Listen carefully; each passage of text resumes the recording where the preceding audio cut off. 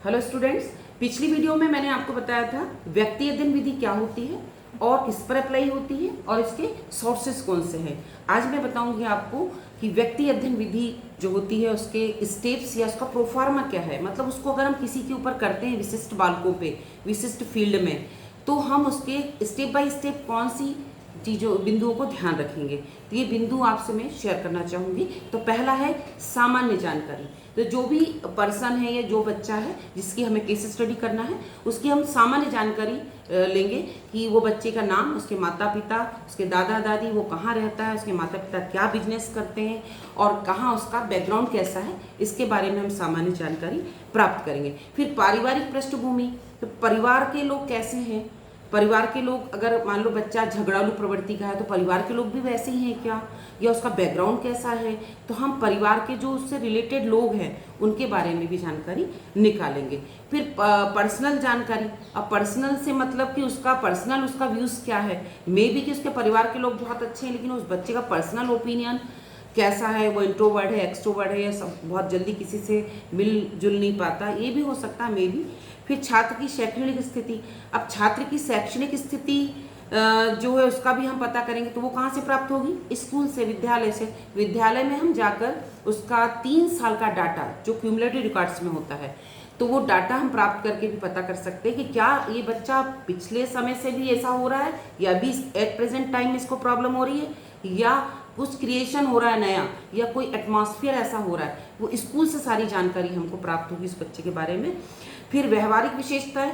व्यवहारिक विशेषता क्या होंगी, उसका व्यवहार कैसा है, डिसिप्लिन है कि नहीं, ये झगड़ालू प्रवृत्ति का तो नहीं है, बच्चों से डिस्कशन तो नहीं करता, या बाहर जाके लड़ाई तो नहीं करता। तो उसकी व्यवहारिक जो विशेषताएं हैं उसके बारे में हम पता करेंगे। फिर समस्या, तो ये समस्या कैसे क्रिएट हुई, समस्या का पता करेंगे कि समस्या कैसे क्रिएट हुई, उसकी प्रॉब्लम कैसे, तो प्रॉब्लम का पता करेंगे। प्रॉब्लम पता करने के बाद प्रॉब्लम का कारण पता करेंगे। मान लीजिए एक उदाहरण में लेती हूँ कि प्रॉब्लम उसकी है कि वो रोज़ स्कूल लेट आता है, मान लीजिए एक बच्चा, तो ये इसकी प्रॉब्लम है। तो लेट क्यों आता है इसका पता करेंगे कि रास्ते में रुक जाता है, या उसके फ्रेंड के साथ खेलने लगता है, या फिर कुछ गलत वर्क कर रहा है, या कुछ एंजॉय करता है, या कहीं बगीचे में बैठा रहता है, मे बी कुछ भी हो सकता है। तो हम उसका कारण का पता करेंगे। तो समस्या का कारण का पता करना हमारा काम है। काउंसलर पता करेगा, टीचर पता करेगा, एक विशेषज्ञ पता करेगा। फिर पता कर लिया हमने मान लीजिए, तो नेक्स्ट स्टेप है कि उसका उपाय। तो समाधान के लिए हम उपाय क्या करेंगे, हम as a counsellor, as a teacher हम उसका उपाय करेंगे कि बच्चा लेट क्यों आता है भाई, तो इसका पता लगाया जाए और इसको छोड़ने कोई है। आपने देखा होगा ना, कई पेरेंट्स बच्चों को छोड़ने आते हैं, स्कूल लेने भी आते हैं, तो कुछ कॉजेज ये भी होते होंगे कि मे भी बच्चा सहेली क्या चला गया या कहीं फ्रेंड क्या चला गया, तो कारण ये हो सकता है। तो पेरेंट्स इसलिए बच्चों को छोड़ने आते हैं। फिर उसका हम पता करने के बाद क्या करेंगे, विश्लेषण करेंगे कि हम उस पर डिस्कस करेंगे, कोई डाटा उसका कलेक्ट करके डिस्कस करके उसका कोई निर्णय तक पहुंचेंगे, उसका समाधान करेंगे कि ये प्रॉब्लम का हम समाधान कैसे करें। समाधान वही मैंने आपको बताया कि अगर बच्चा लेट आता है तो पेरेंट्स उसको छोड़ने आए या बस से भेजें, जो भी हो।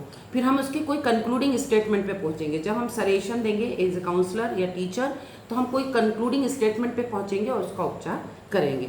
तो बच्चों, आज मैंने आपको बताया कि केस स्टडी के कौन कौन से स्टेप हैं। हम केस स्टडी अगर किसी की करते हैं तो उसको कौन कौन से स्टेप से होकर हमको गुजरना पड़ता है।